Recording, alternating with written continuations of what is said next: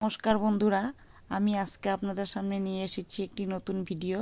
আমি আজকে বানাবো মটর মশলা পুরি। তো আপনারা দেখতে থাকুন ভিডিওটি। আমি 1 কাপ মটর নিয়েছি, আদা কুচি নিয়েছি, মরিচ নিয়েছি, 3টে কাঁচা লঙ্কা দিয়েছি, জল দিয়েছি, দিয়ে আমি একটা সুন্দর পেস্ট করে নিলাম। তো এখানে আমি দিয়ে দিয়েছি ধনেপাতা কুচি, কস্তুরি মেথি, হলুদ গুঁড়ো দিয়েছি 1 চামচ, ধনে গুঁড়ো দিয়ে দিয়েছি, কালো মরিচের গুঁড়ো দিয়ে দিয়েছি, লবণ দিয়েছি, চিনি। এখন আমি দিয়েছি 1 কাপ আটা। এখানে আমি 2 চামচ রিফাইন তেল দিয়ে দিয়েছি। এখন আমি সবগুলো জিনিস একসঙ্গে মেখে নেব, ভালো করে মেখে মিশিয়ে নেব।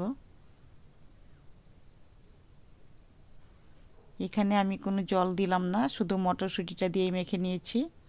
দেখুন, আরেকটু আটা দিয়ে দিয়েছি।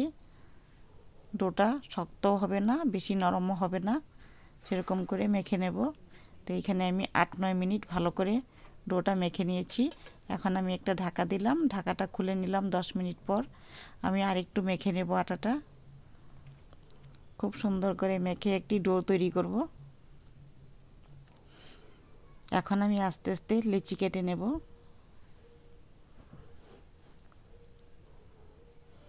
একটা একটা করে লিচি আমি কেটে নিয়েছি।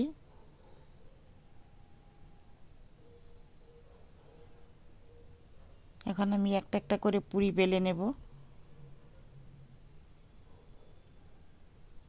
একটু একটু করে আটা দিয়ে পুরিটা আমি বেলে নিয়েছি। আপনারা চাইলে তেল দিয়েও বেলতে পারেন।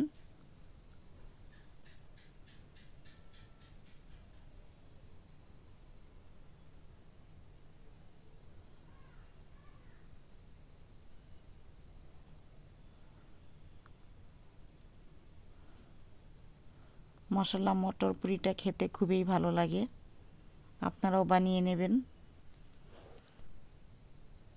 তো আমি একে একে সব পুরি বেলে নিয়েছি। এখন আমার ভাজার পালা। আমি একটা একটা করে পুরি ভেজে নেব। আমি রিফাইন তেল দিয়ে পুরিটা ভাজছি।